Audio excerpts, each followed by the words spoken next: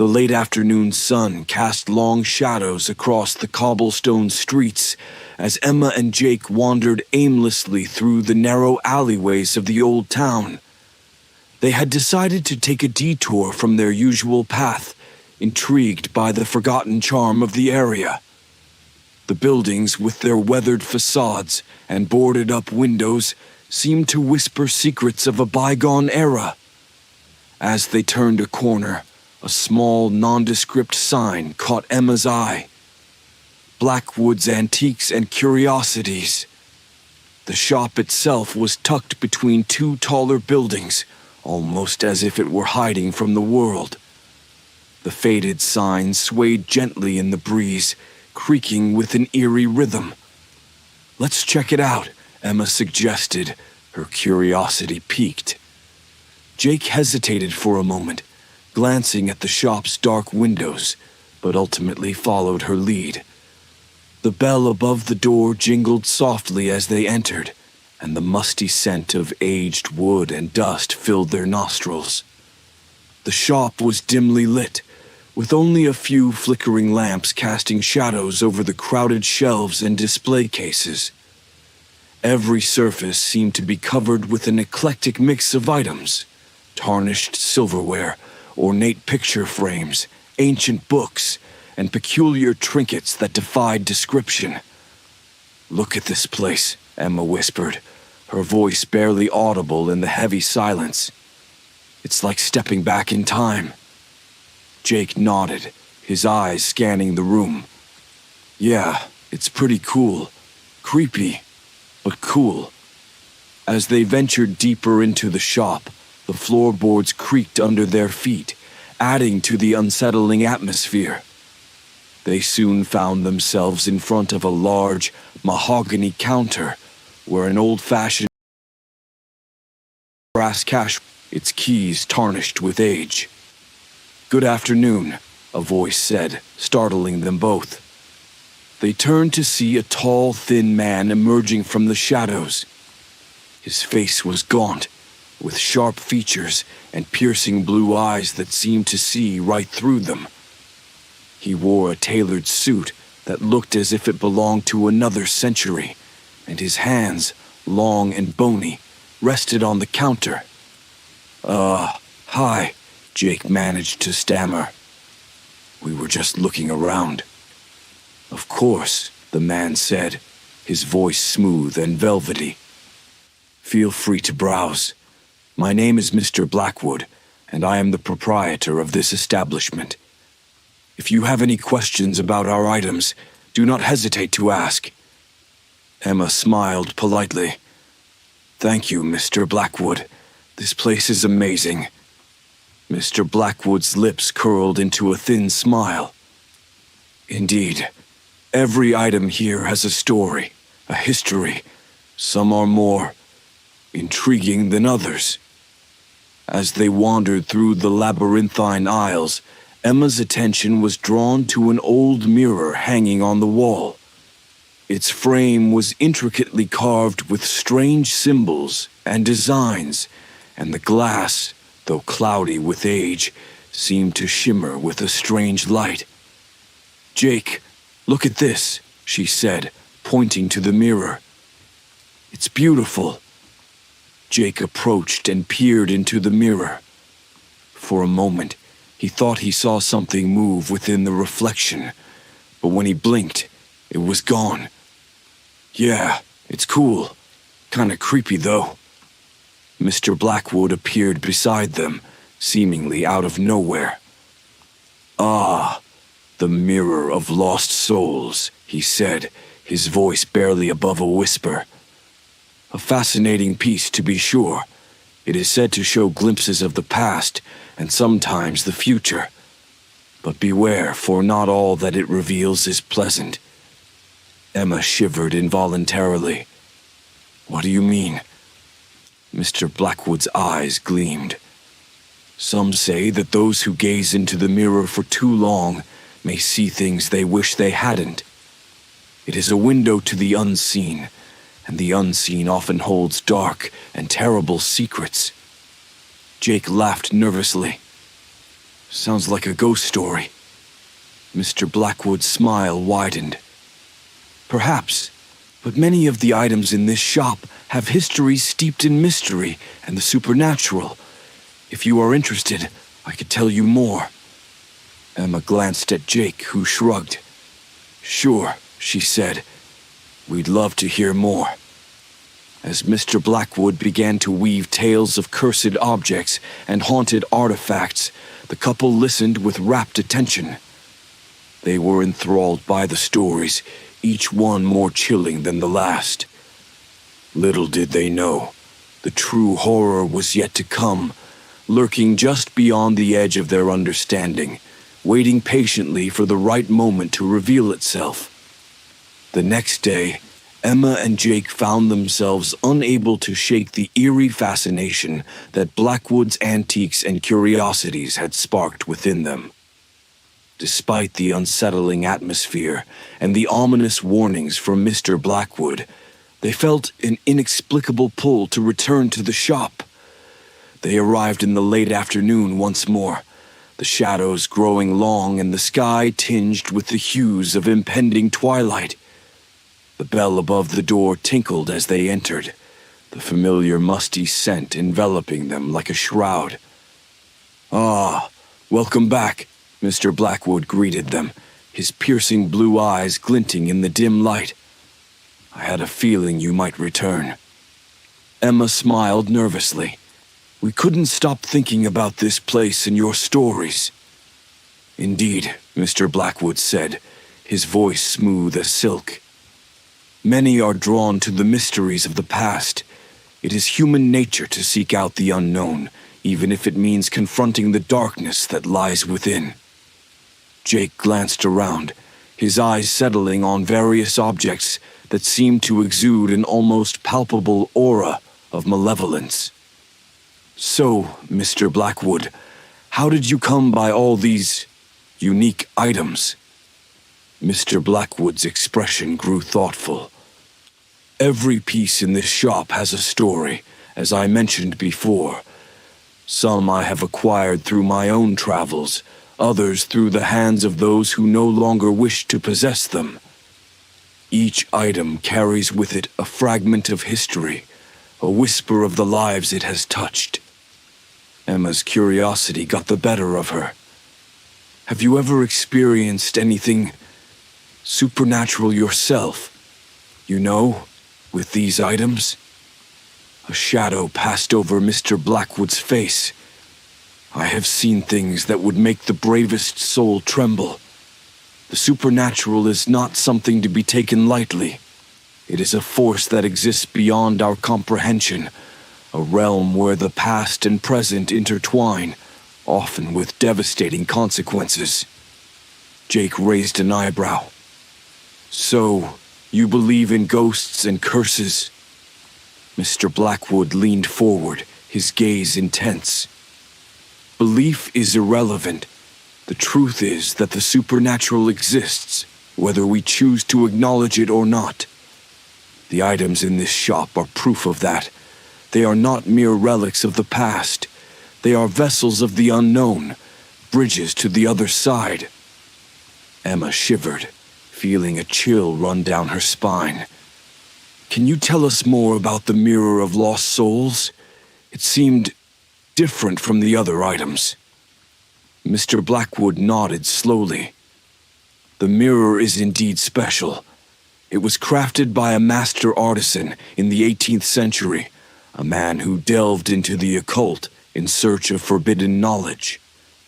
It is said that he infused the mirror with dark magic, intending to create a portal to the spirit world.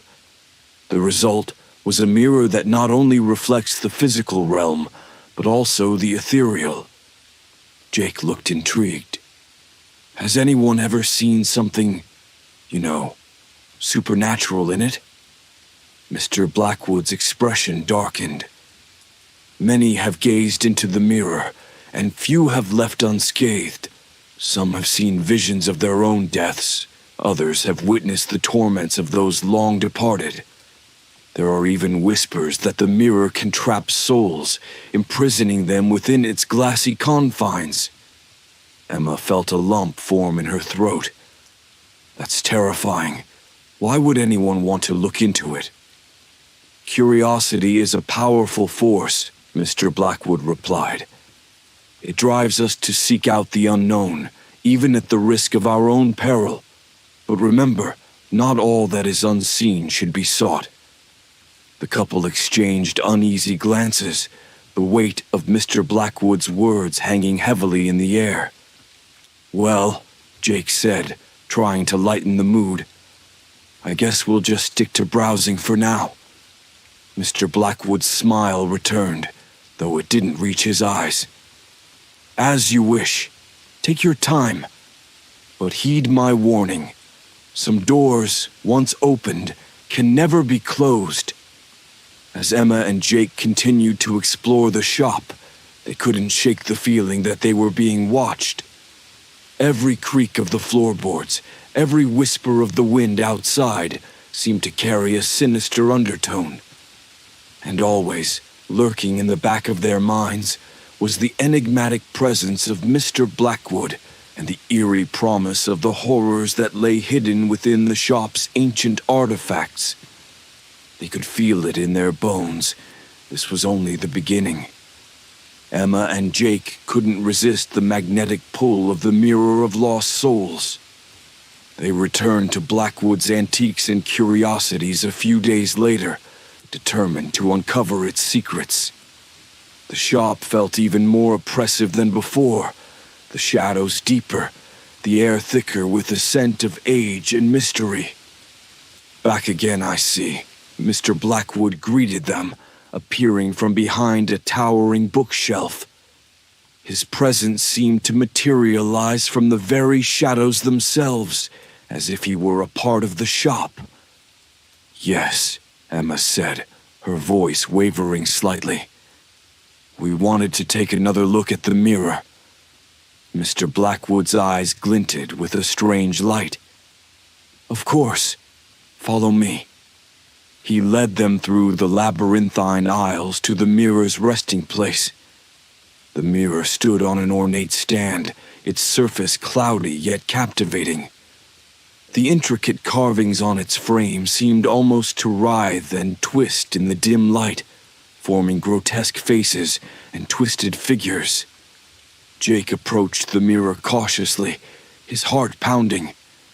He glanced at his reflection, half expecting to see something other than his own face staring back at him.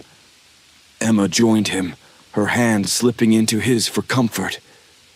Do you see anything? She whispered. Jake shook his head. Just us. But it feels different. Mr. Blackwood stood behind them, watching intently. The mirror reveals its secrets only to those who truly seek them. Perhaps if you both concentrate, you might glimpse what lies beyond. Emma and Jake exchanged uncertain looks, but decided to give it a try. They stood before the mirror, focusing their thoughts, trying to open their minds to whatever the mirror might show them. At first, nothing happened. The mirror remained stubbornly opaque, reflecting only their anxious faces. But then slowly the surface began to ripple, as if it were made of liquid rather than glass. Shapes and shadows swirled within, coalescing into indistinct forms.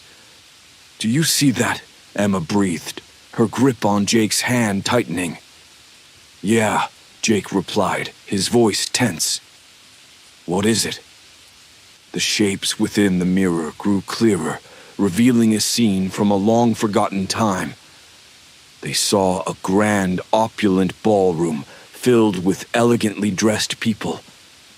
The room was lit by crystal chandeliers, their light casting a warm glow over the polished marble floors. But as they watched, the scene darkened. The once beautiful people in the ballroom began to change, their faces contorting into grotesque masks of pain and terror. The chandeliers flickered, their light dimming, casting long, sinister shadows. What's happening? Emma whispered, her heart racing. Mr. Blackwood's voice was low and grave. "You are witnessing the mirror's memory. This is the night of the great tragedy, when the mirror's creator, consumed by his quest for power, unleashed a terrible curse upon his guests. Their souls were trapped within the mirror, doomed to relive their final moments for all eternity."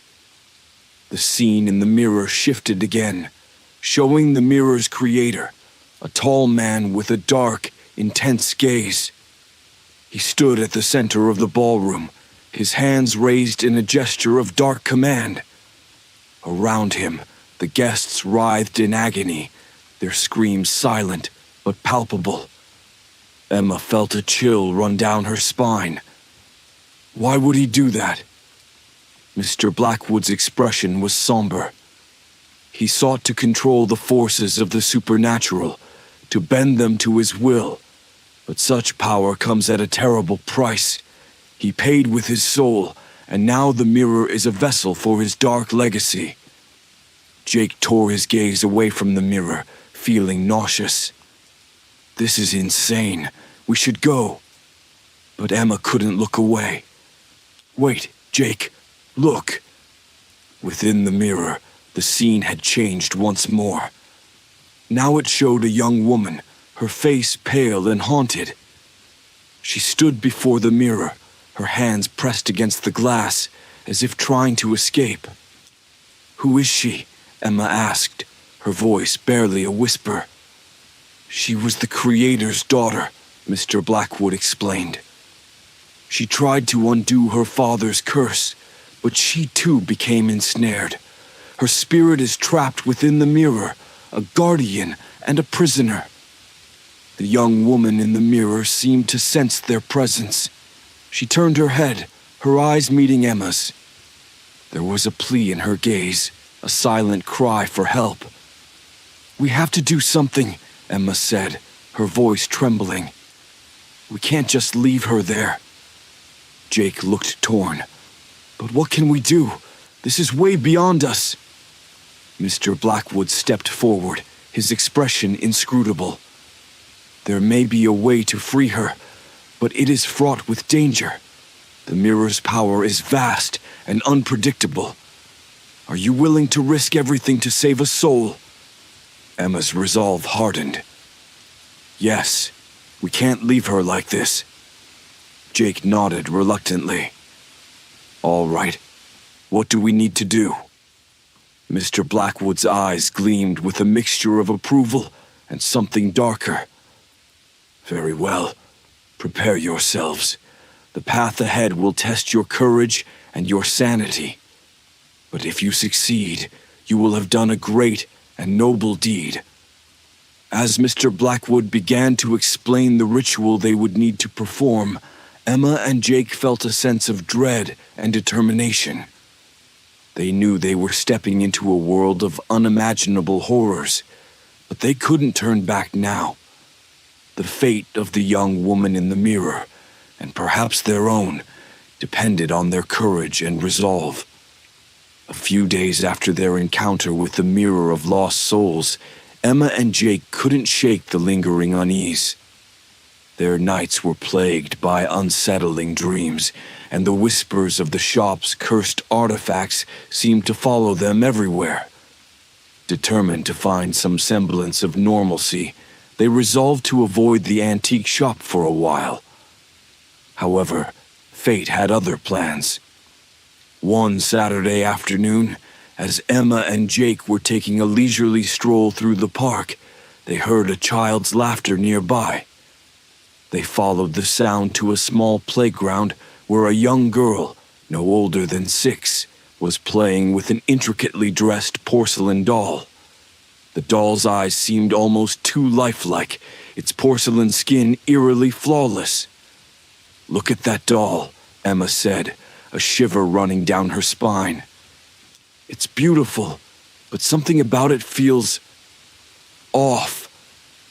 Jake nodded, feeling a similar unease. Yeah, it's a little creepy.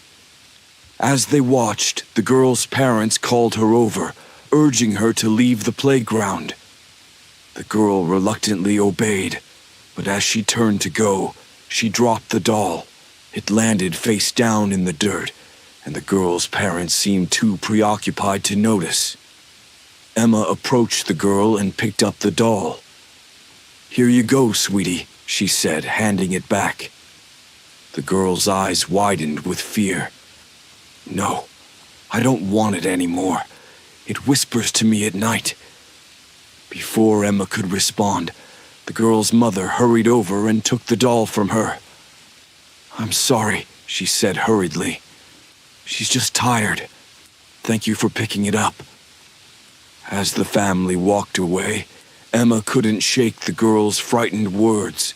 She looked at Jake, who seemed equally disturbed.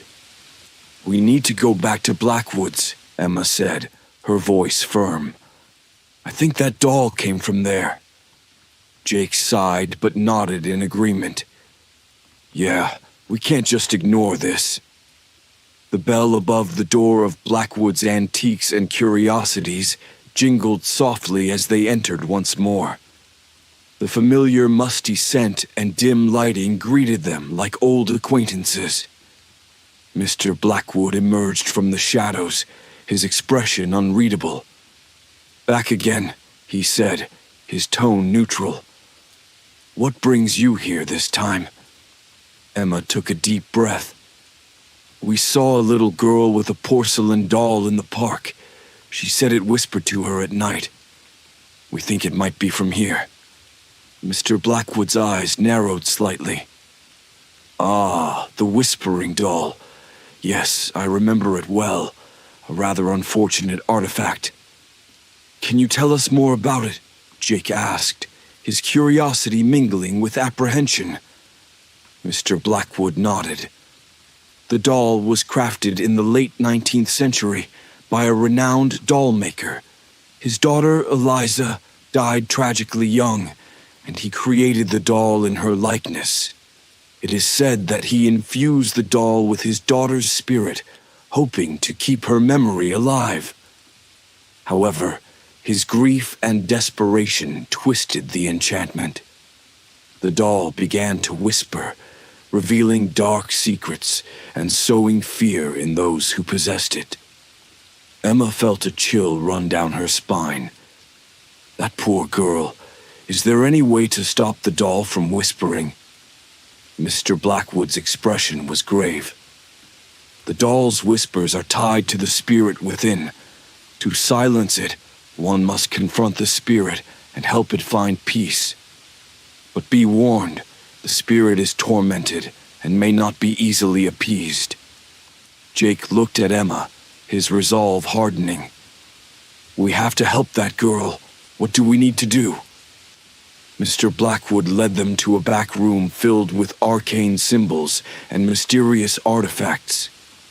He retrieved a small ornate box and handed it to Emma. "This is a spirit box," he explained. "It can temporarily contain the spirit within the doll. You must bring the doll here, place it in the box, and perform a ritual to communicate with the spirit. Only then can you hope to find out what it needs to be at peace." Emma and Jake left the shop, the spirit box heavy in Emma's hands. They felt a renewed sense of purpose, mixed with a creeping dread of the task ahead. That night they waited for darkness to fall before heading to the girl's house. They watched from a distance as the family settled in for the night. When the lights finally went out, they approached the house, hearts pounding. Emma knocked softly on the door, hoping not to wake the parents. To their surprise, the little girl opened the door, clutching the doll to her chest. Her eyes were wide with fear. "You came," she whispered. "Please take it. Make it stop." Emma knelt down to the girl's level. "We're going to help you. We just need to take the doll for a little while." The girl hesitated, but then handed the doll to Emma. As soon as the doll was in her hands, Emma felt a cold shiver run through her body. The doll's eyes seemed to glint with malevolent intelligence. Back at their apartment, They placed the doll in the spirit box and began the ritual Mr. Blackwood had described. The air grew heavy, and the room seemed to darken. The whispers started almost immediately, faint at first, then growing louder, filling their minds with a cacophony of voices. "Eliza," Emma called out, her voice steady despite the fear clawing at her heart. "We're here to help you. Tell us what you need." The whispers intensified, coalescing into a single, anguished voice. "I am lost, trapped. I cannot find my way home." Emma closed her eyes, focusing on the voice. "We can help you find your way. Show us where you need to go." Suddenly they were plunged into a vision. They saw a small, cozy house, a loving family, and a young girl playing in the garden. But the scene darkened, showing a terrible accident that claimed the girl's life.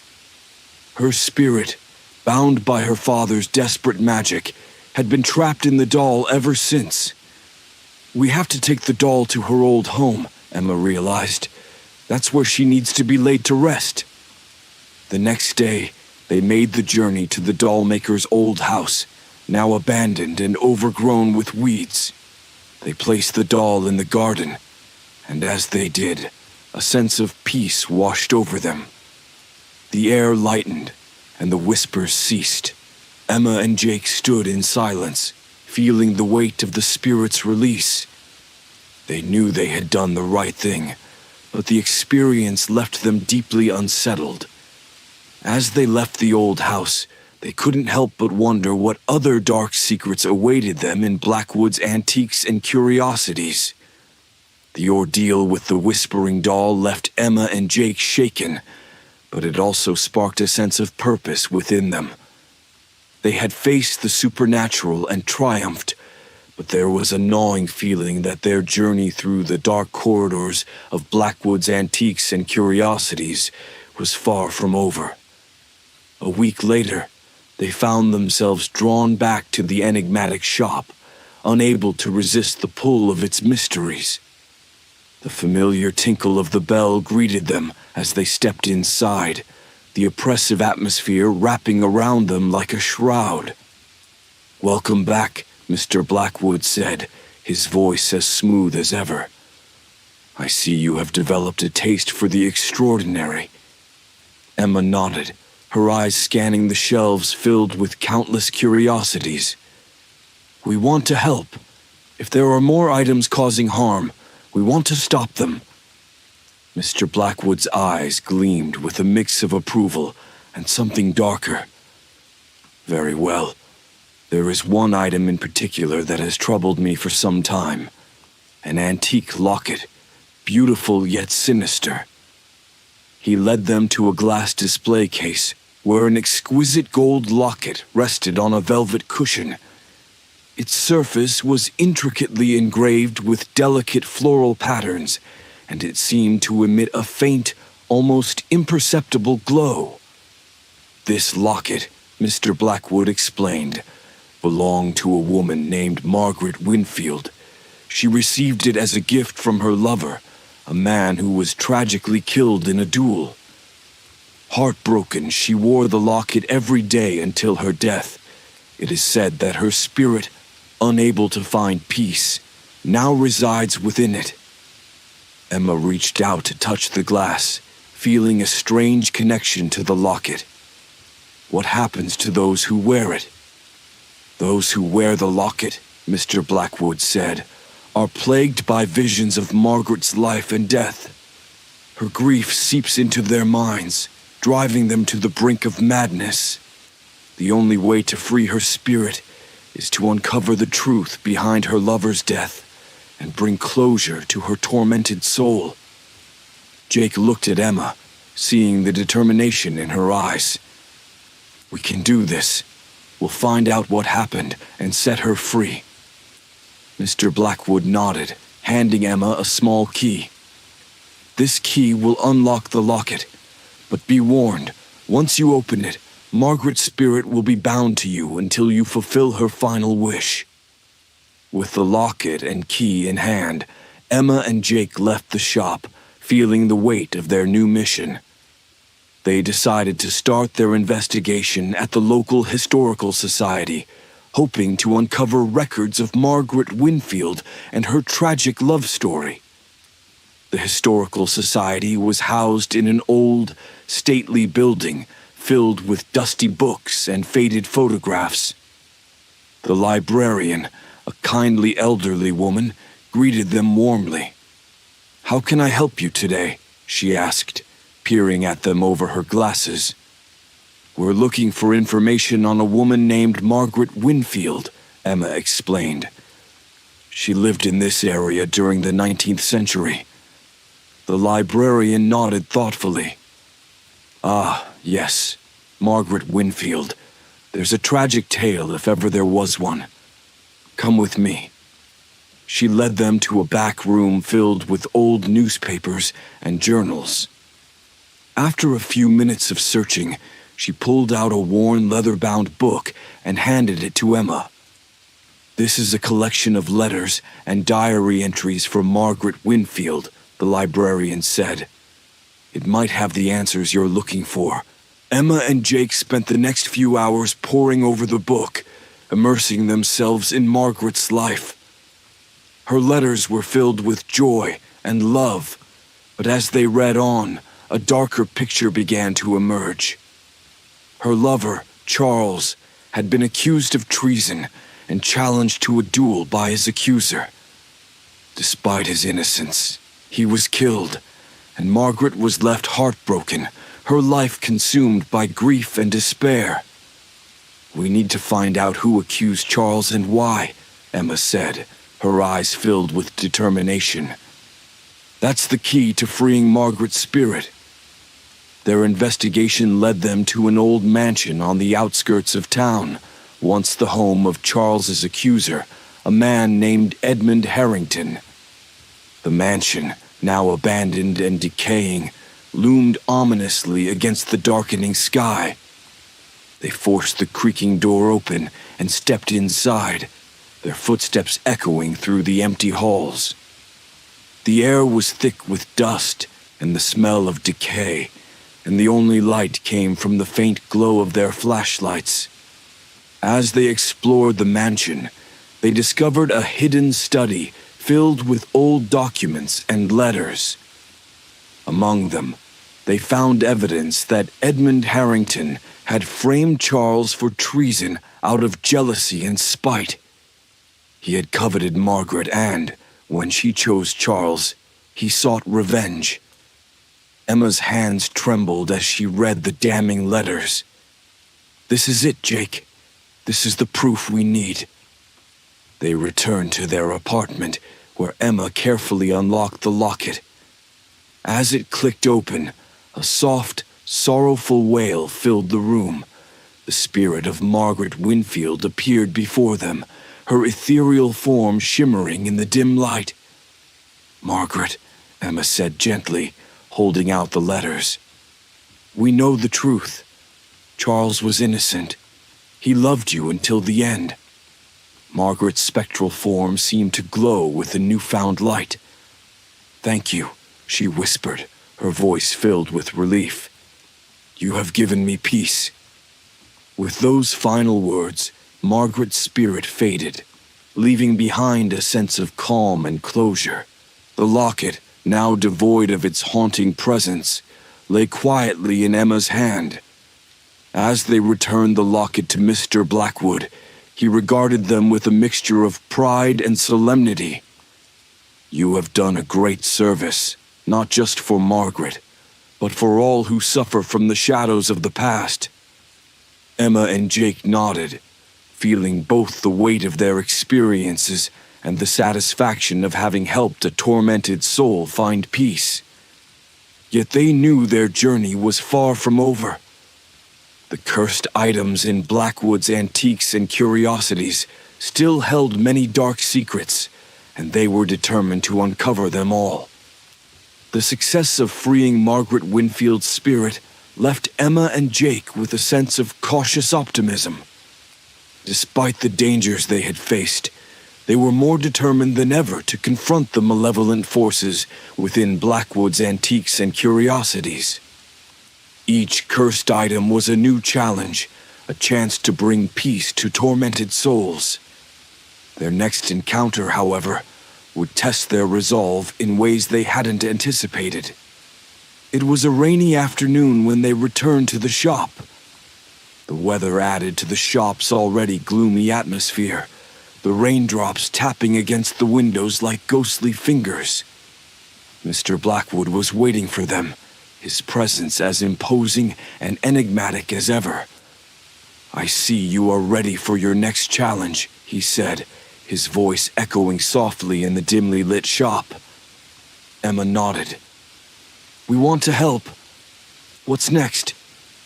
Mr. Blackwood led them to a corner of the shop where a beautifully crafted music box sat on a pedestal. The box was adorned with delicate carvings and inlaid with mother-of-pearl. It seemed to emit a faint, haunting melody even when closed. "This is the cursed music box," Mr. Blackwood explained. "It once belonged to a widower named Henry Whitaker. He received it as a wedding gift for his beloved wife, Eliza. After her untimely death, he became obsessed with the music box, believing it allowed him to communicate with her spirit. The box's melody, while hauntingly beautiful, drove him to madness. He could no longer distinguish between reality and his memories of Eliza." Emma and Jake exchanged worried glances. "What do we need to do?" Jake asked. Mr. Blackwood's gaze was solemn. "You must take the music box to Henry's former home, where his obsession began. Play the melody and confront the memories that haunt it. Only by helping Henry let go of his past can you break the curse." Taking the music box, Emma and Jake felt a chill run down their spines. They knew the task ahead would be difficult, but they were determined to succeed. That evening, they made their way to the old Whitaker house, a grand but decaying mansion on the outskirts of town. The mansion stood silent and foreboding, its windows like dark eyes watching their approach. They forced open the heavy front door and stepped inside, the air thick with dust and the scent of abandonment. The interior was filled with remnants of a once happy home, faded photographs, broken furniture, and decaying flowers. In the center of the parlor, they found a portrait of Henry and Eliza on their wedding day. Their faces were filled with joy and love, a stark contrast to the desolation around them. Emma placed the music box on a dusty table and carefully wound the key. As the haunting melody began to play, the atmosphere in the room changed. Shadows lengthened, and the temperature dropped. The music seemed to awaken something in the house, bringing the past to life. They heard faint whispers and the soft rustle of fabric, as if someone were moving through the room. "Henry," Emma called out, her voice trembling slightly. "We're here to help you." The whispers grew louder, and a ghostly figure began to materialize. Henry Whitaker stood before them, his face a mask of sorrow and longing. "Eliza," he murmured, his eyes fixed on the music box. "I can hear her. She's here." Jake stepped forward, trying to reason with the tormented spirit.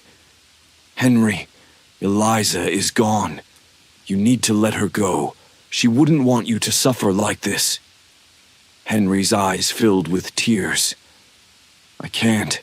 She's all I have left. The music box. It's the only way I can still feel her presence." Emma's heart ached for the grieving widower. "Henry, Eliza wouldn't want you to be trapped in the past. You need to move on, for both your sakes." The room grew colder, and the music box's melody seemed to warp and twist, filling the air with a sense of dread.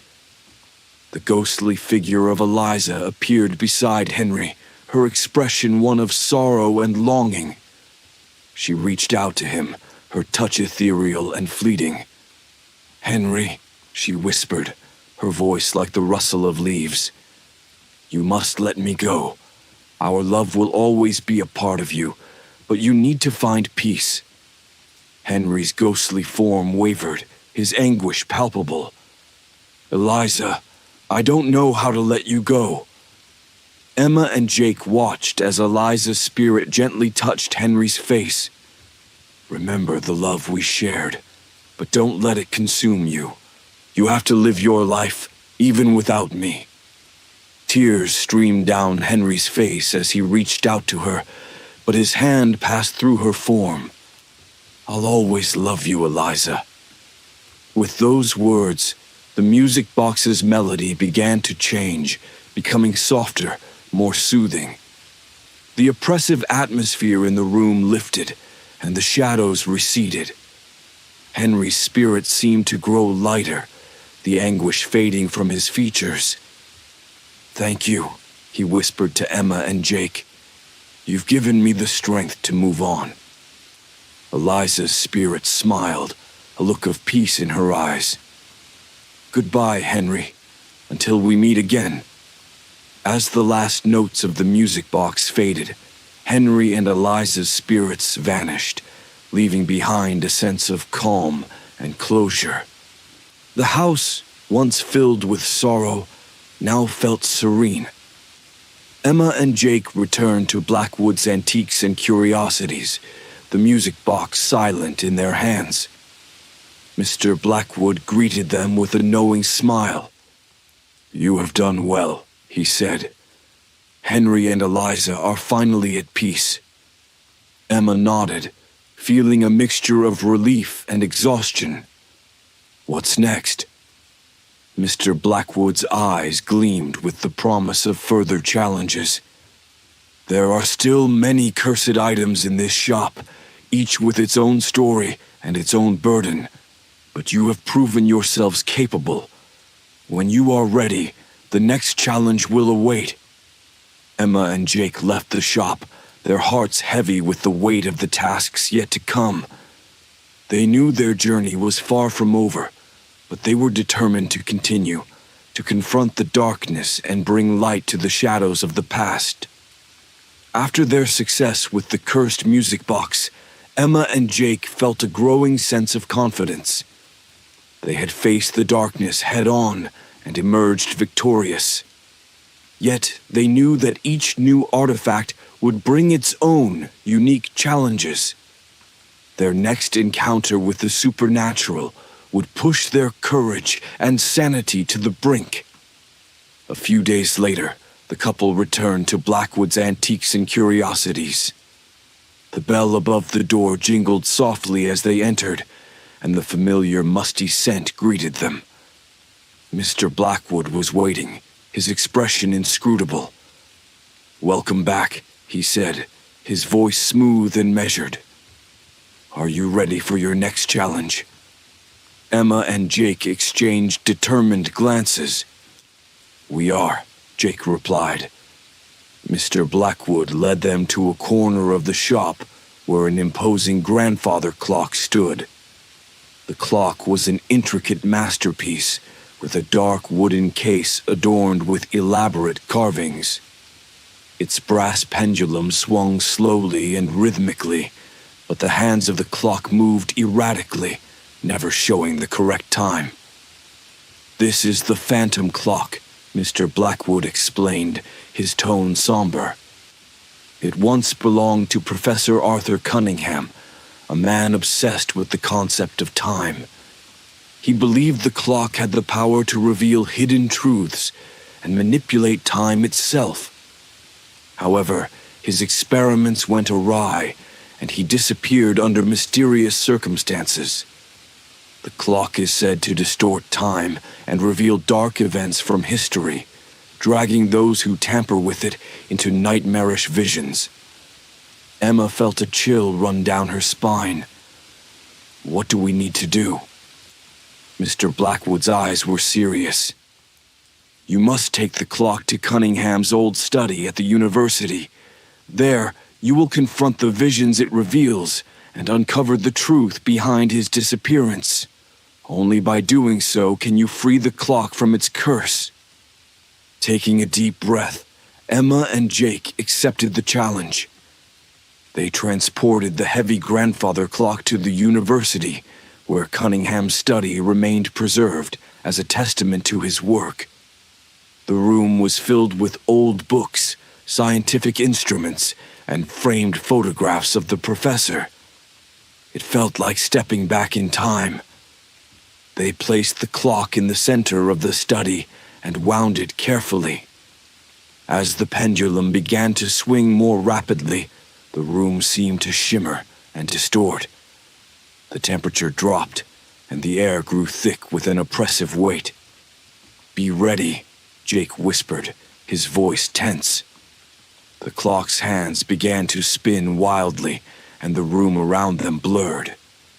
Suddenly, they were no longer in the study, but in a dark, cold dungeon. Chains clinked, and anguished cries echoed off the stone walls. They saw Professor Cunningham, looking haggard and terrified, shackled to the wall. "Arthur Cunningham," Emma called out, her voice echoing in the chamber. "We're here to help you." The professor's eyes widened with fear and confusion. "Who are you? How did you find me?" Jake stepped forward.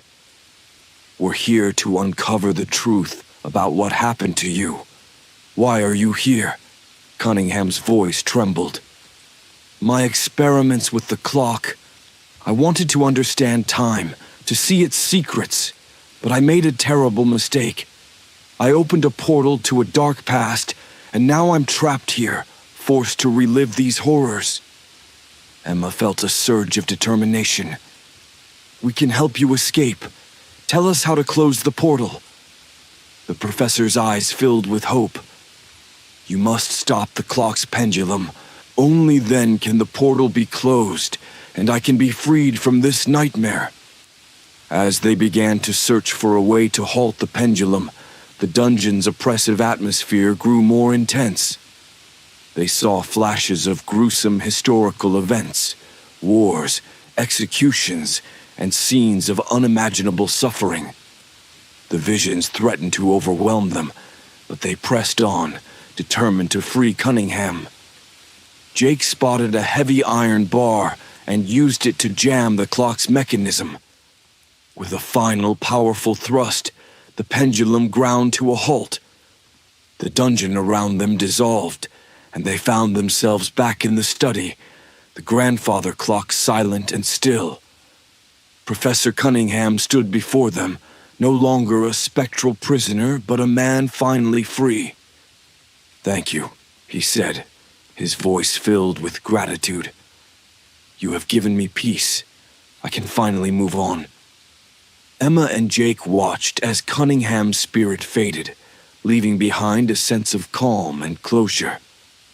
They returned the clock to Blackwood's Antiques and Curiosities, feeling both relief and exhaustion. Mr. Blackwood greeted them with a nod of approval. "You have done well.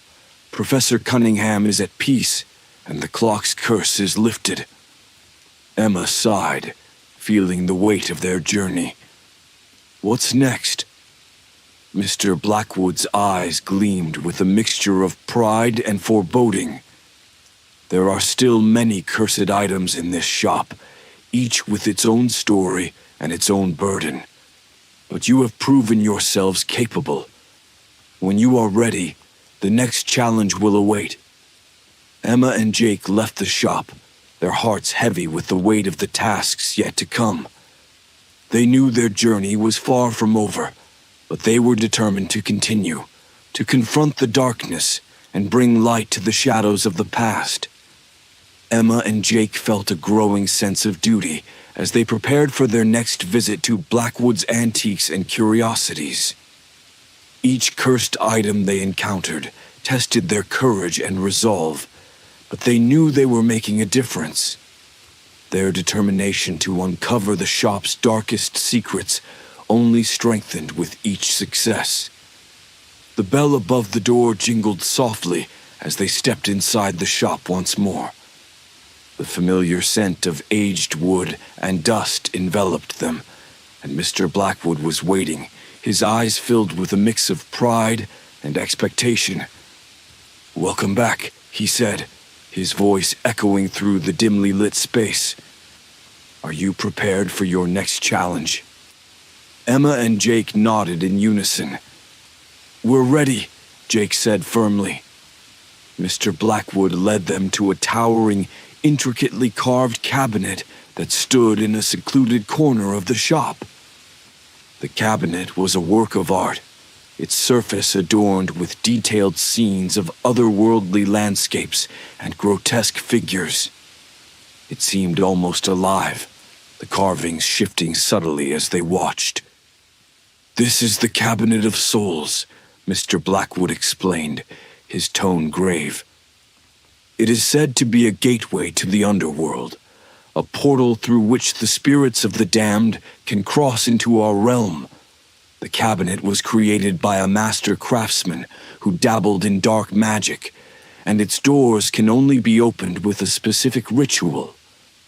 Many who have tried to harness its power have been consumed by it, their souls trapped within." Emma shuddered at the thought. "What do we need to do?" Mr. Blackwood's gaze was intense. "You must take the cabinet to the old cemetery on the outskirts of town. There, you will perform the ritual to open its doors and confront the spirits within. Only by understanding their torment and helping them find peace can you close the portal and break the cabinet's curse."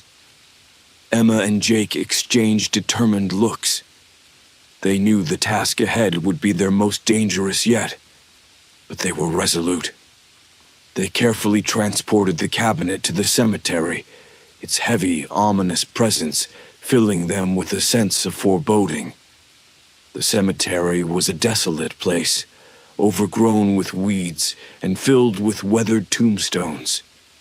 The air was thick with an eerie silence, broken only by the occasional rustle of leaves.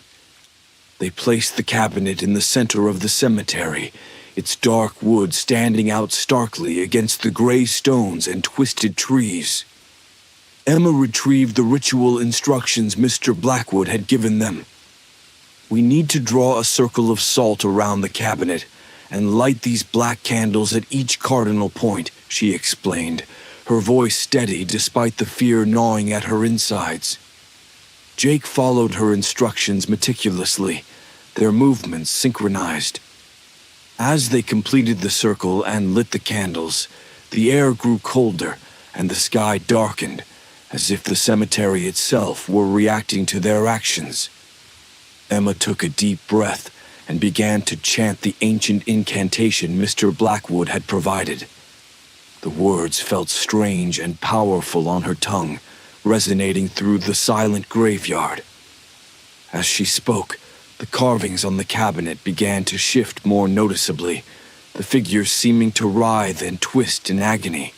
With a final, powerful word, the cabinet's doors creaked open, revealing a swirling vortex of darkness within.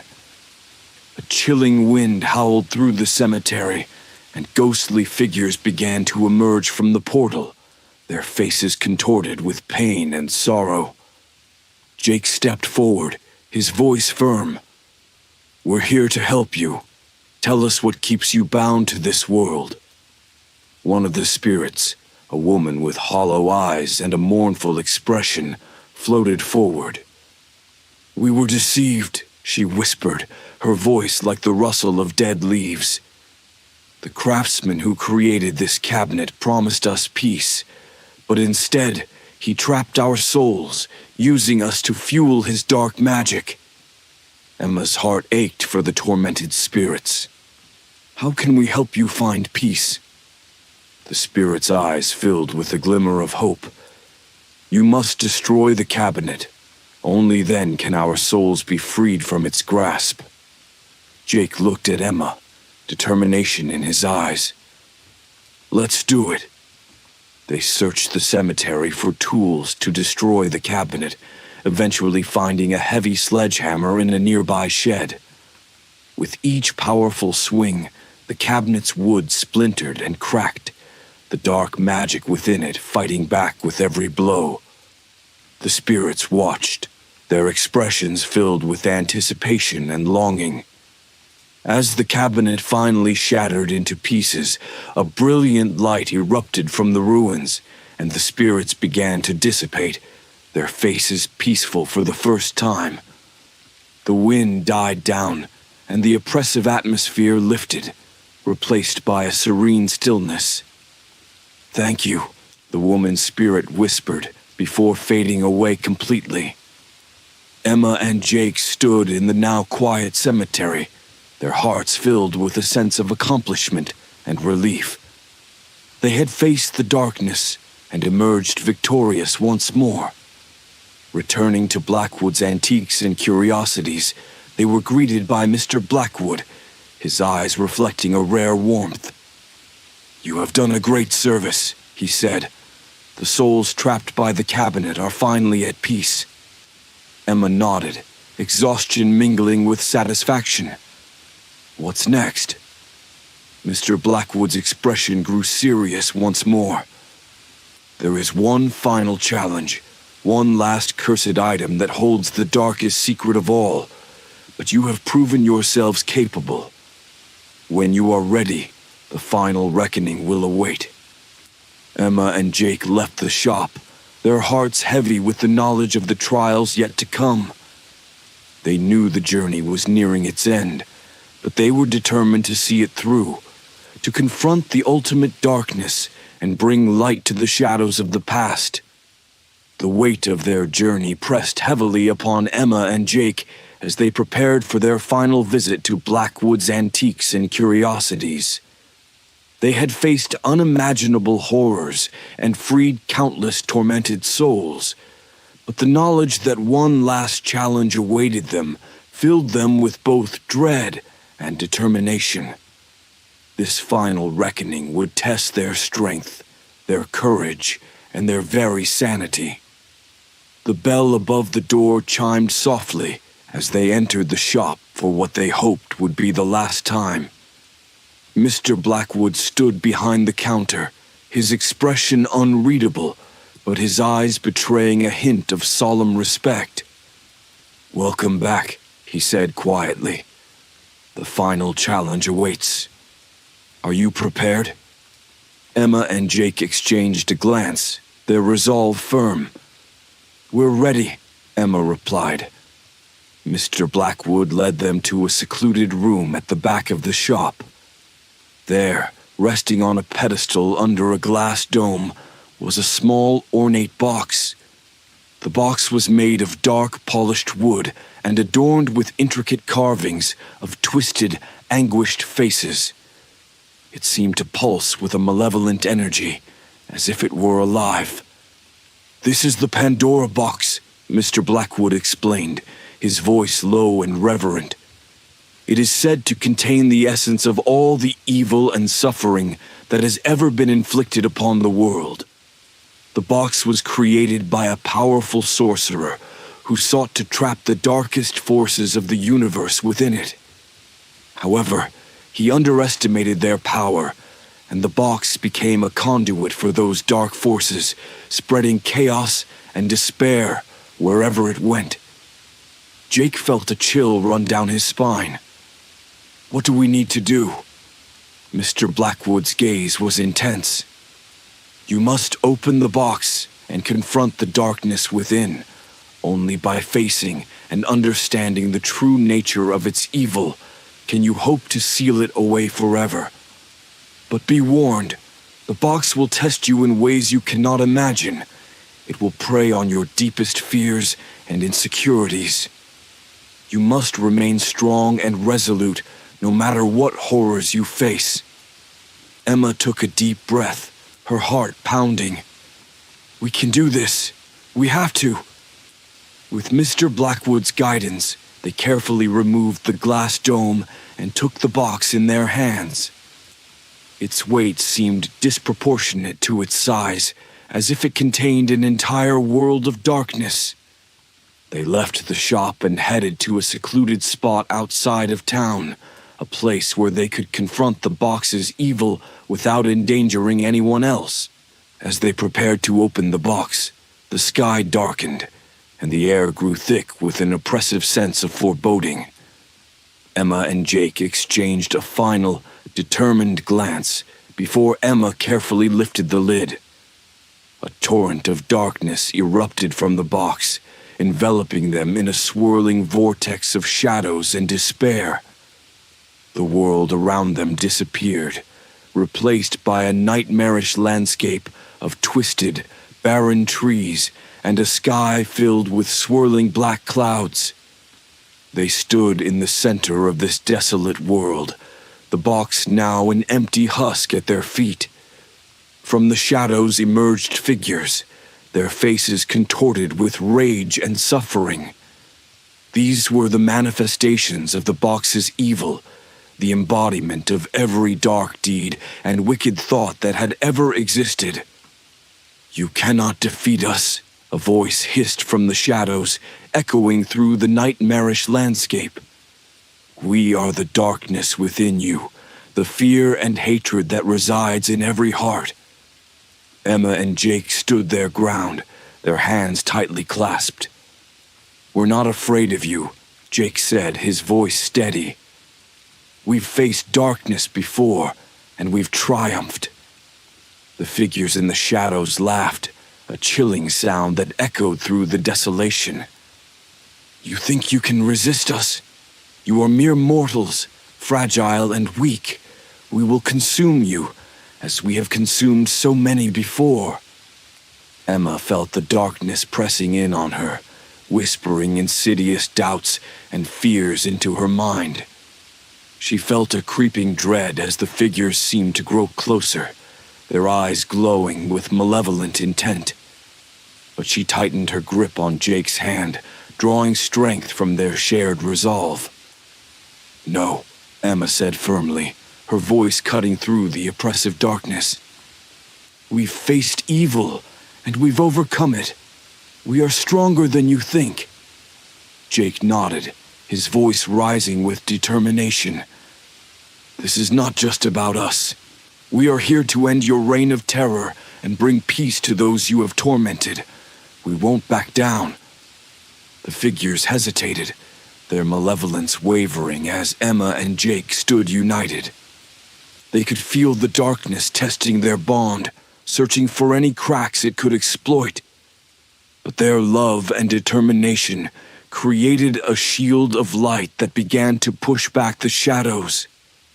The landscape around them started to shift, the twisted trees straightening and the dark clouds parting slightly to reveal glimpses of a starry sky.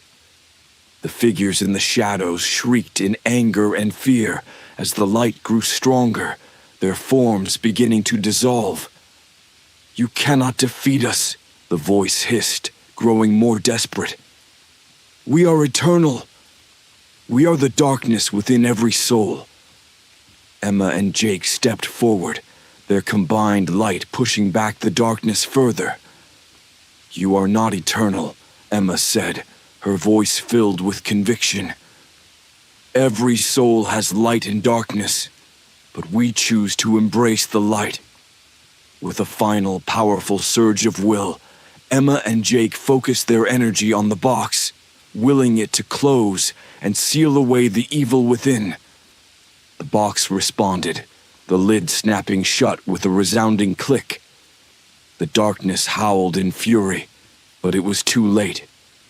The shadows were pulled back into the box, their malevolent whispers silenced. The nightmarish landscape dissolved completely, replaced by the serene, starlit sky and the quiet countryside. Emma and Jake stood together, the Pandora box now a simple, inert object at their feet. They had done it.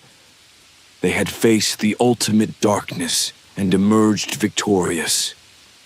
Returning to Blackwood's antiques and curiosities, they were greeted by Mr. Blackwood, who watched them with a mixture of pride and respect. "You have succeeded where many others have failed," he said quietly. "The darkness within the Pandora box is contained once more, thanks to your bravery and resolve."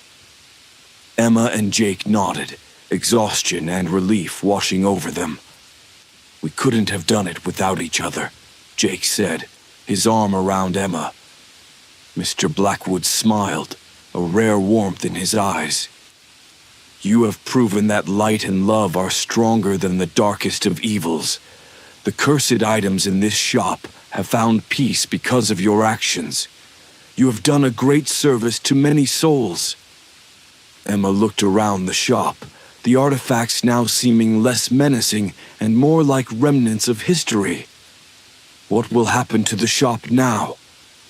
Mr. Blackwood's expression grew contemplative. "The shop will remain, as a reminder of the past and a safeguard against future darkness. But its curse is lifted, thanks to you." With a final nod of gratitude, Emma and Jake left the shop, feeling a profound sense of closure. They had faced unimaginable horrors and emerged stronger, their bond unbreakable. The journey had tested them in ways they could never have anticipated, but it had also revealed the depth of their courage and the power of their love. As they walked into the dawn of a new day, they knew that whatever challenges lay ahead, they would face them together, their hearts forever linked by the trials they had overcome. The curse of Blackwood's antiques and curie